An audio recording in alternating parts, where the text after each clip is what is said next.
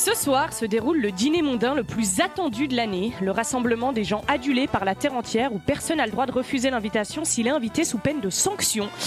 On dirait vraiment que je suis en train de décrire une fête militaire à l'effigie d'un dictateur, mais pas du tout, non, il s'agit juste du Met Gala, le repas organisé par la boss de Vogue Anna Wintour qui réunit les gens les plus riches et célèbres du monde pour porter des costumes de merde. Je déclare donc ce lundi 6 mai 2024 la journée mondiale du plus grand entre-soi du monde. Ouais! Le Met Gala, en fait, c'est une sorte de soirée déguisée pour ultra riches où il faut payer 50 000 $ le droit de se faire prendre en photo avec son petit costume. Alors autant vous dire que le carnaval de Montès est vachement plus rentable. Et en plus, cette année, le thème de la soirée, c'est le jardin du temps. Chiant! Enfin, pire thème de déguisement du monde, boring! Où sont passés les classiques années 80, soirée camping ou encore tous en crocs et en slibard. Je te jure, moi, on m'invite à cette soirée, j'y vais pas trop paumé pour le dress code. Le jardin du temps, mais c'est quoi? C'est une méthode? C'est un chiasme? Je comprends rien. Alors qu'à l'inverse, Zendaya invitée à ma soirée tous en crocs et en slibard, je pense qu'elle comprend le délire.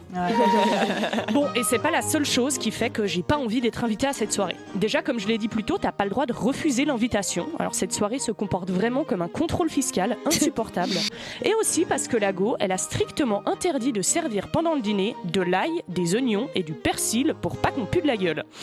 Alors, je veux rien entendre, hein. Je te jure que si je paye 50 000 balles un repas, je vais avoir droit à mon ail et mes oignons. J'aurais juste pu régler le problème en posant un paquet de Fisherman sur les tables. Oh. Bon, sinon, elle a aussi interdit de servir du poisson pendant le repas. Mais ça, franchement, je comprends, c'est hyper ok.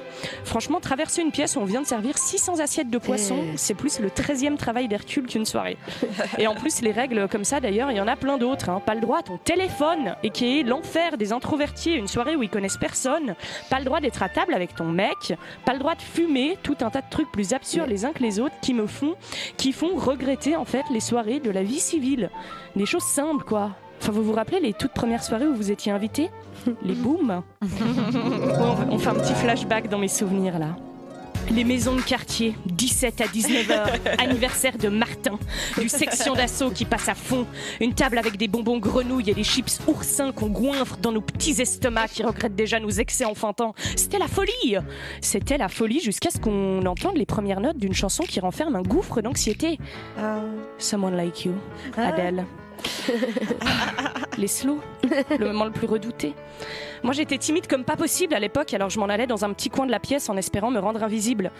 Bon aussi, il faut savoir qu'à l'époque j'étais en surpoids, j'avais le nez qui coulait constamment et on venait de me découvrir une allergie au gluten. Mon sex-appeal était plutôt proche du néant. À cette époque d'ailleurs, la seule personne à l'image de ma popularité, c'était Diego, un petit boutonneux qui comme moi était toujours raide dans un coin de la salle.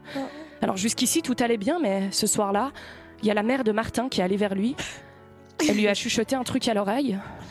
Après, il m'a regardé. Il s'est approché de moi. Et il m'a invité à danser. Moi, j'étais paralysée. Je voulais pas du tout danser avec lui, mais j'osais pas le dire. Et alors là-dessus, la mère de Martin, témoin de toute la scène et de mon mutisme, m'a dit cette phrase qui restera à jamais gravée dans ma mémoire. Les filles, si un garçon vous invite à danser, vous êtes obligés de dire oui. Oh putain.